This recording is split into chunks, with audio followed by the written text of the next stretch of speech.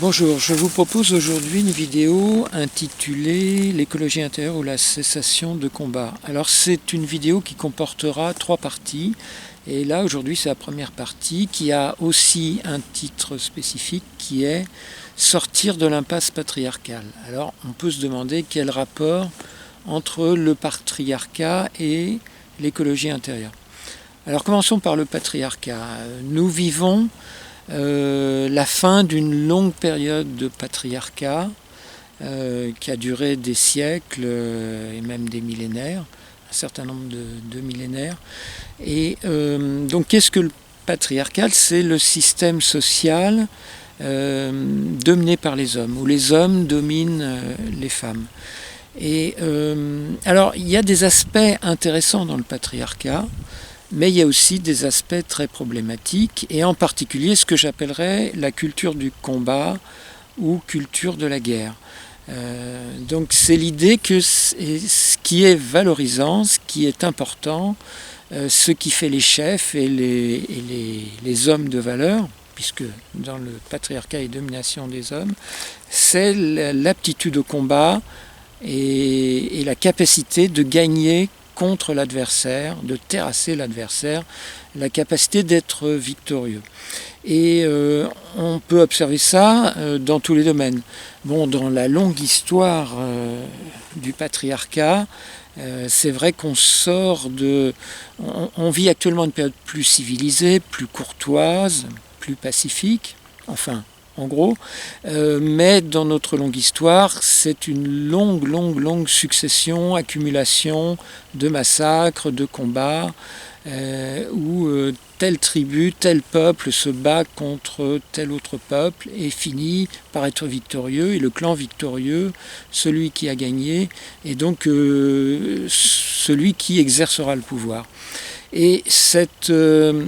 comment dire, ce syndrome, cette mentalité patriarcale de domination et de combat, on va la retrouver par exemple aujourd'hui encore dans le système politique où il est question pour un clan, pour un parti de battre l'autre parti, même dans un système démocratique fondé sur les élections, ce qui est valorisé, et en particulier dans notre pays, la France, c'est pas le consensus, c'est pas l'accord de volonté entre les différents protagonistes, c'est le combat et toujours cette idéologie.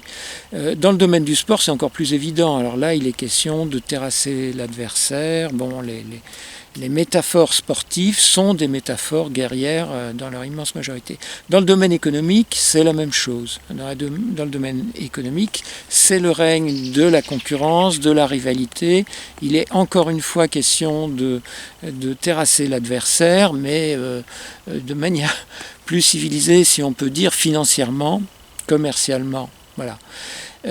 En fait, dans tous les domaines de la vie sociale, on va observer ce phénomène de concurrence, de rivalité, de combat, la culture du combat. Et dans le patriarcat, le domaine spirituel, le domaine intérieur n'échappe pas à ce que j'appellerais cette culture du combat. Et cette fois, au lieu de vouloir combattre l'extérieur, on va combattre l'intérieur. Au lieu de vouloir combattre l'ennemi, on va se combattre soi-même. On va combattre ses émotions, combattre ses pensées, combattre son corps, combattre son instinct. Et donc c'est toute une culture patriarcale fondée sur le combat et le contrôle. Et on est tellement imprégné de cette culture qu'on ne voit pas où est le problème en fait, que de manière mécanique, de manière habituelle, on va prendre l'habitude de se contrôler et de combattre les différents aspects de soi. Et c'est là que donc je fais une opposition entre ce que j'appelle l'écologie intérieure et le patriarcat, la culture patriarcale du combat. C'est que l'écologie intérieure, c'est exactement le contraire. C'est-à-dire qu'au lieu de combattre sa propre nature, on va l'explorer.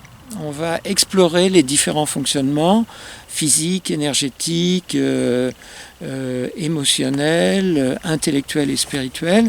On va explorer la machine humaine, la structure de l'être humain, au lieu de le combattre en voulant que son fonctionnement soit conforme à un ordre préétabli par des autorités extérieures. C'est le principe même des religions. Et les religions sont fondées sur le principe que l'être humain doit être conforme à une image, un stéréotype, un modèle, et à partir de ce moment-là, la vie entière est une suite d'efforts, une suite de combats contre soi. Dans le christianisme, il y a un combat, enfin dans le christianisme médiéval, combat contre la chair, contre le péché, contre le désir, évidemment, en fait, contre tout ce qui rend heureux, quoi, fondamentalement. Mais ne croyons pas qu'en Orient, c'est mieux. En Orient, c'est pareil, il y a une discipline dans les religions orientales, une ascèse d'une manière générale, et il s'agit toujours de se contrôler. Alors, la racine de cette idéologie du contrôle et du combat contre soi, c'est toujours l'idée que nous ne sommes pas comme il faut, et que nous sommes impurs, qu'il y a quelque chose à combattre en soi, que ce soit le mental en Orient ou que ce soit le corps en Occident ou l'inverse, parce qu'on retrouvera toujours finalement dans toutes les religions, dans toutes les traditions, cette idéologie du combat contre soi et du contrôle. Alors fondamentalement, le patriarcat, c'est une culture du combat tous azimuts. Dans toutes les directions. Donc combat contre l'adversaire, contre les gens qui ne pensent pas comme soi, qui sont d'une autre ethnie, d'une autre religion, d'une autre espèce. C'est aussi le combat contre la nature, c'est le fait de vouloir avoir des champs bien ordonnés et qui produisent exactement ce que l'homme a décidé, alors que par exemple en permaculture, c'est pas du tout la même approche. On coopère avec la nature, on collabore avec la nature, on est à l'écoute des fonctionnements naturels. C'est pour ça que je compare dans une autre vidéo l'écologie intérieure à la permaculture, en la qualifiant de permaculture psychique. Donc dans le patriarcat, il y a donc un combat contre la nature. Ça veut dire aussi un combat contre la femme, qui représente la nature, qui représente le côté instinctif, le côté affectif, enfin tout ce qu'il s'agit de combattre. Le combat contre l'enfant, parce que l'enfant c'est la spontanéité, c'est la naïveté, c'est le non-contrôle. Donc il s'agit de dresser l'enfant, que la femme soit soumise, que la nature soit soumise, que les animaux soient dressés, que les végétaux poussent là où on leur dit de pousser. Vous voyez, c'est toujours la même logique du combat dans tous ces aspects qui caractérisent la domination patriarcale, l'idéologie patriarcale. Et donc je voudrais proposer autre chose, sans pour autant avoir le sentiment de trahir mon sexe, puisque je suis, de par ma nature, de sexe masculin. Parce que les hommes, tout autant que les femmes, sont victimes du patriarcat, de l'idéologie patriarcale, dans la mesure où ce qu'on a appris, c'est le combat contre soi, être fort, masquer ses émotions, dominer et terrasser l'adversaire, donc toujours une vision en termes de combat contre autrui, contre la nature, contre soi-même. Et je pense que l'humanité étouffe de cette idéologie du combat de tous azimuts. Elle est fondamentalement malheureuse dans l'idéologie du combat, car qui dit gagnant dit perdant, et fondamentalement tout le monde est perdant dans la guerre, dans le combat contre soi, contre autrui, contre la nature, contre la femme, contre l'enfant, contre l'animal, contre le végétal, ouais, contre tout. Voilà, alors ce changement radical et révolutionnaire d'attitude que j'appelle écologie intérieure, ça consiste donc à respecter la nature, à respecter autrui, à respecter d'abord sa propre nature. Parce que la racine du combat contre autrui, c'est le combat contre soi. Parce que quand on passe son temps à se combattre soi-même, à s'interdire telle ou telle pensée, s'interdire telle émotion, s'interdire telle position physique, etc., à être constamment dans le contrôle et le combat, on est dans une espèce d'agressivité fondamentale qui va être projetée contre autrui. C'est le principe même des armées. Les armées sont une prodigieuse machine qui consiste à transformer un honnête homme en assassin. Comment on fait? En le faisant souffrir et en l'amenant à projeter sa haine et sa légitime colère contre l'ennemi.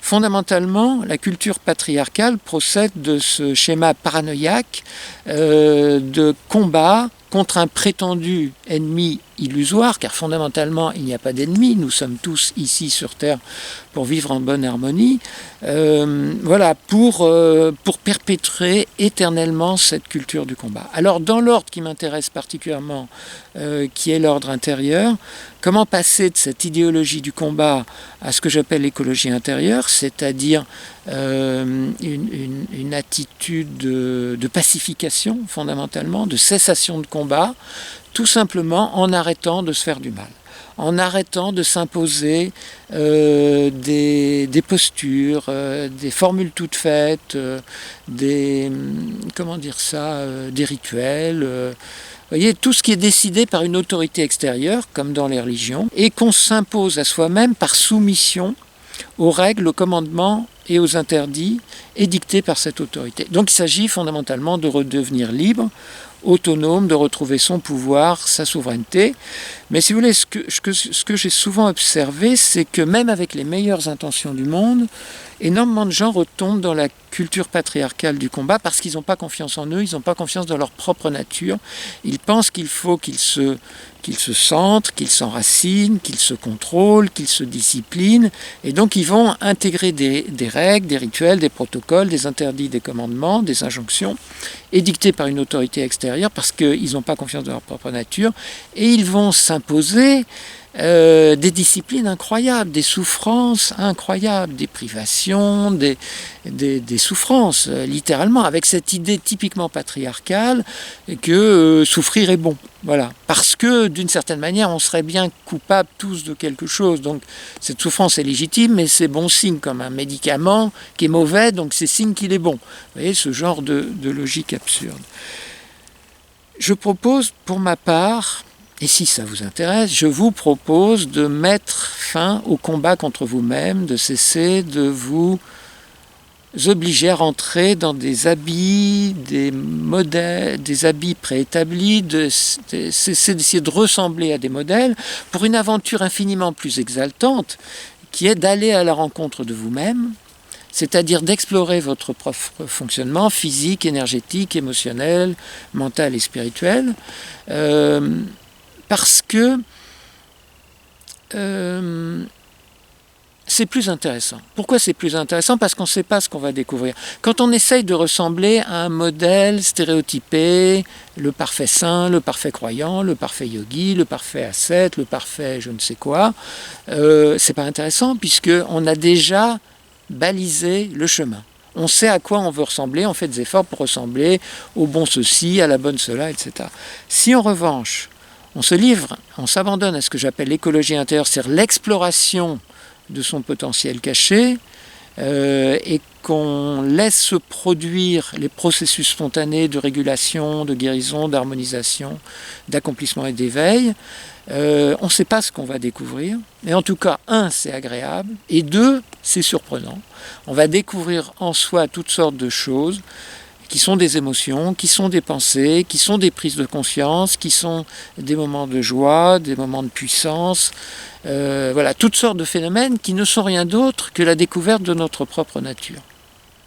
Voilà donc ce que j'appelle écologie intérieure, le pari, la proposition que je vous fais, que je fais à chacune, à chacun, d'explorer sa propre nature au lieu de la combattre, au lieu d'essayer de la maîtriser et de la discipliner. Donc je conçois que ce soit étonnant ce que je vous dis, c'est passablement nouveau, inhabituel et révolutionnaire, mais enfin, je vous propose de prendre le temps d'envisager cette éventualité et de vous livrer à l'expérimentation qu'elle implique et que je décris dans mes livres ou dans d'autres vidéos, voilà. Et dans la prochaine vidéo, je vais rentrer plus dans le détail en expliquant quoi faire ou plus exactement quoi ne pas faire. Et donc cette deuxième vidéo, la suite de cette première vidéo sur l'écologie intérieure ou le combat, ou la cessation du combat contre soi, s'intitulera « Être sa propre autorité ». Voilà, à bientôt.